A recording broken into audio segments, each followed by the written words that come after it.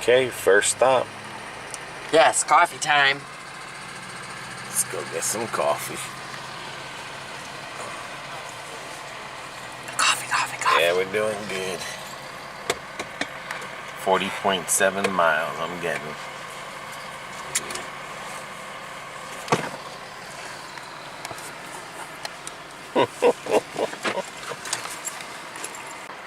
Did you get us our coffee? I did. All right, first stop, Lexington, Alabama. 10-hour, 12-minute. It says we should be there by 8:35, but of course. We gotta have pee-pee stops. Yep, and we gotta get gas, so. Yep. Let's do it. Let's go. First pee-pee stop for BB. Hi, BB. Alright, I gotta go. Go.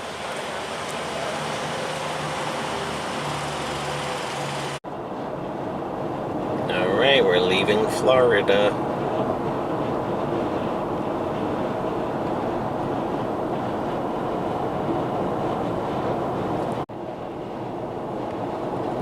We just entered. Welcome to Georgia. Thank you.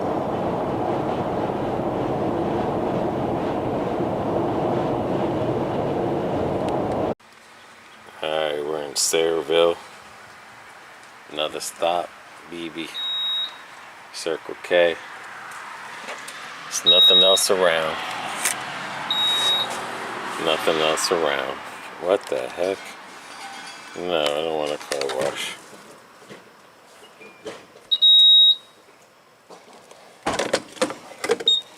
Gas is $3.32. BB just woke up.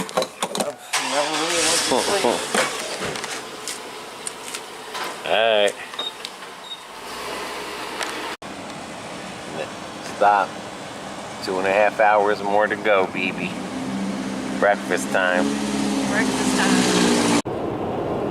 I don't know if you can see it, but it's foggy in the mountains.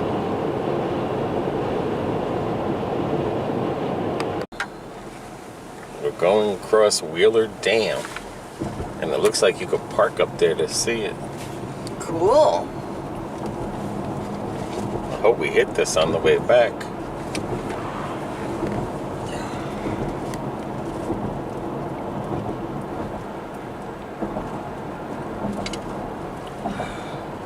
Oh, look over there, little.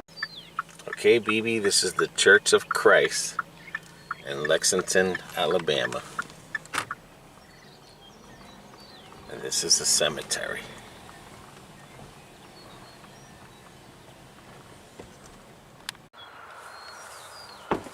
Very nice and peaceful. Normally, before we go somewhere, like we're headed to Memphis right now, I always try to find a place that has a cemetery that has someone famous or something about a cemetery. And this one here has Vicky Sue Davis White. Yes. Very interesting story. We didn't even plan it, but today is her 1-year anniversary of her death. So, let's go check this out. And coming here, I will say this much. When you come over here and drive down these roads, it feels like, you know, like they have families. Like this is a lot of Davis's name. A lot of Barnett's, Allen's. Jesus. Yeah. So when we drove down this road, BB would tell you, it reminded us of Puerto Rico, right? It's like sections of family. We thought we were going down private roads, and it was pretty scary coming over here because it was like, you know. Is it taking us to the right spot? Yeah, because like I said, some of the roads I thought were private. But you got a lot of Michaels, Allens, Beavers. So definitely this town has, you know, it's all about family in this town. Let's check out some here. I always like the ones with the pictures on it.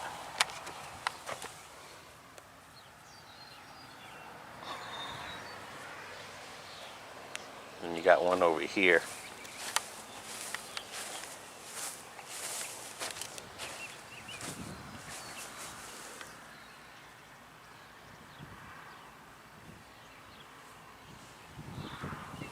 Very nice. Very nice. All right. We did brush up on some of the story, so hopefully we'll get it right. So, off the top of your head, she was a correctional officer for Lauderdale County. for Lauderdale County Correctional Institute. Right. She worked for them for 17 years. She was an Employee of the Year for 5 years. 5 years in a row. She was getting ready to get her 5th Employee of the Year. Yes. I'm sorry for the wind, guys. It's a little It is a little windy breezy today. Anyway, so apparently she meets this joker in the prison. And his last name happened to be Be White. White as well. But no, they weren't married. And somehow, which everyone is still confused on, either how he may have manipulated her or I don't know, to get him out of prison. Because he had a lot of attempted murder charges. Like that dude was doing 70-something years. 70, yeah, he was. He was in, yeah. And then admitted to another murder. Right. And she was a model citizen. Yeah, grew up in this town. She was divorced, still friendly with the ex and the family. And her ex-mother-in-law, yes. And then as soon as the ex-husband died 3 months later. 6 months later. 6 months later, then she and the prisoner escaped. Yeah. And the crazy thing how the story is like she did a 40-minute test with him because, you know, her being a senior, whatchamacallit. She broke protocol, but nobody questioned her because everyone respected her. Right. She was quiet. She always did what she was supposed to have done. Right. She always went up and beyond. Let's check out this Bradley one here with the truck. And what she did was she faked that he had a court date on the day that they escaped. But before the day they escaped, she took him out of the prison for a 40-minute test run. Test run. I like how they do that. And the couple were believed to be in a secret relationship for the past 2 years. Look at this guy. He's got a baseball cap on over here. And the heck of it, another crazy thing that she did was her home was valued at almost $280,000. Right. And she sold it for only $96,000. Oh. That's beautiful. That is. Another Davis. Yeah, she sold her home for nothing, for peanuts. And then she put in a request that she was going to retire. Right. The day before she planned this crazy adventure of hers. So it makes you wonder why somebody would do something like that. And she's on the, I mean, this was all over the news because they caught them in Indiana. Yeah. And stuff. Yeah, they said they were only like 4 hours away. And mind you, this guy that was in jail, he was supposed to be with 2 security guards at all times. At all times, but because they knew her and she was a senior personnel, they never really questioned her walking him just by himself. And she knew that once they got tagged that he wasn't coming back, she already bought extra guns and ammo. Oh, that's cool. He caught a big one. Yeah, he caught the big one. It's just crazy how people do that. But it leaves. Oh. Like I said, I love it with the pictures on it. So anyway, so that, oh, we didn't even see this one. So anyway, she went that day and said he had a court date. And then she said that she was going to be back late because she was going to go see the doctor. She wasn't feeling well. So they said, okay, not a problem. So she left, and then immediately when she left, she had a car that she had bought with the cash, and that was the first escape car. And she bought a lot of weapons too. They had a lot of ammunition. They had $90,000 in cash. 96. But by the time that they got stopped, they were down to 20. Well, no, the house was 95, and then she only pulled out 90 and stuff, not to make it look suspicious. And well, just selling your house for a third of what it's worth is suspicious. yeah. Then from there, that's when it went on the run. And oh, Thigpen. Never heard of that last name, or I think I have. I'm telling you, some of these are nice over here.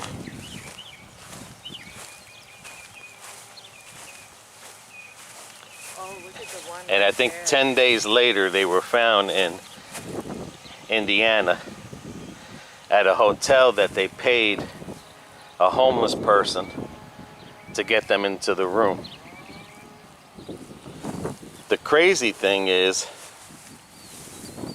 they were saying there was a 911 call where she was on the phone and she was saying how she was scared that the airbag would kill them or kill her if it went off. But for some odd reason, she took her own life. And that's what they're... Well, they're thinking that the reason she took her own life is because she would have to face everybody and she couldn't do it. Right.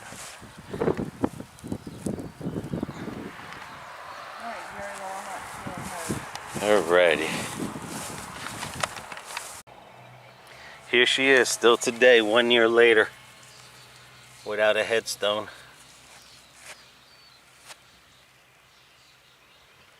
Without a headstone. Wow. And probably because they just don't want people probably to come here. It's a possibility. I mean, nobody's here is judging her or anything. It's just happens to be a story that was at a cemetery that's on our way, and I thought it'd be nice to share with people because here is a lady, you know, she did right her whole life, very successful, and some dude just turned her into making him escape, and he lived, and she took her own life. My whole thing was, I wonder if they had a pack and he was supposed to take his life and he chickened out like most people do when there's a 2-pack committing suicide. Yeah. You know, it's like, okay, you shoot first, I'll shoot right after you, and then all of a sudden, Well, that too. nothing is happening. You know, it's one thing killing somebody else, but you don't want to kill yourself. Right, right. But I think the most of the story we got it was she was 18 years 17 years. or 17 years. 5 years she's had best employee. Employee of the year. Yeah. Yes, and she was getting ready to go for her fifth one. She said she was going to retire. She wanted to retire at the beach, so she put her retirement notice in. And but now also too, now when she sold her house, she went to live with her mother. right. And her mother, they got into a routine. The mom would call her at lunchtime, you know, how's everything? And then her mom would text her and say, okay, I'm cooking this for dinner tonight, or they would go off to eat. but she never got a reply that day. Right. So, you know, I know as a mom, you pretty well much know your kids. And when they do something like this, Out of the norm. You're just baffled. And she didn't even know she was retiring or she was doing all of this stuff. No, she didn't know any of that. She didn't know what was going on. No. And like I said, she was friendly with everyone in this community here. Like I said, with all the Davis's name you see here, this is a small, tight-knit community. So she was well respected. Oh, yeah. She took a chance on getting this job, was said by one of the family members that, you know, there was a job opening for it. And this wasn't something she considered doing, but she was like, you know what, this is challenging, and I want to go be an opportunity. And she climbed the ranks. Work in the jail. And she climbed the ranks real quick to senior or... She was up there. Assistant director. Right, she was up there and in the ranks. So, you know, it wasn't like there was something about her that was off. This was somebody who definitely... I say somehow he manipulated her. But this is beautiful. Nice little small cemetery. Looks like they're getting ready to start on that side. Yeah. But...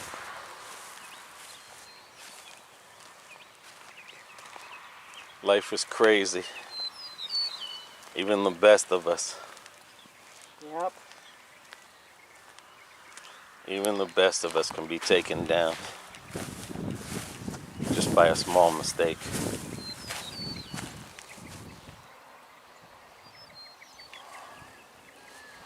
Let's go over there real quick to see that another thick pen. I like that one too. That one's pretty, of the mountains.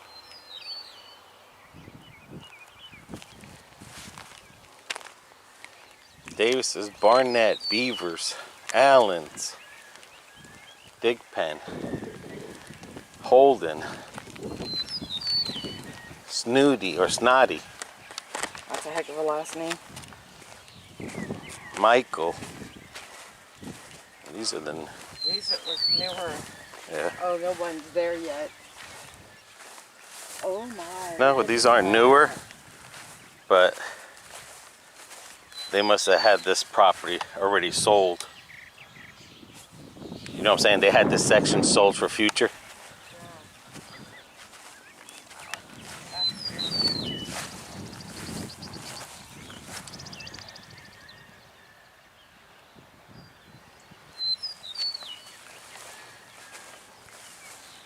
And she had no kids, her and her first husband.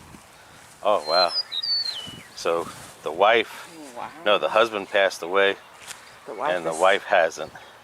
Yeah.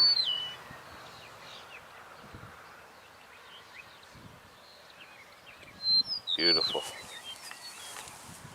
But yeah, her and her first husband, the reason they got divorced because he was into drugs and alcohol. And even his mother, her mother-in-law, was not mad at Vicky for divorcing because she even had a hard time with him as well. But they still stayed friends. Yep. The ex-husband. On the phone all the time, Yeah, until the day he because died. he had he was sick. He had Parkinson's. So, you know, very compassionate lady. So, you know. Up there.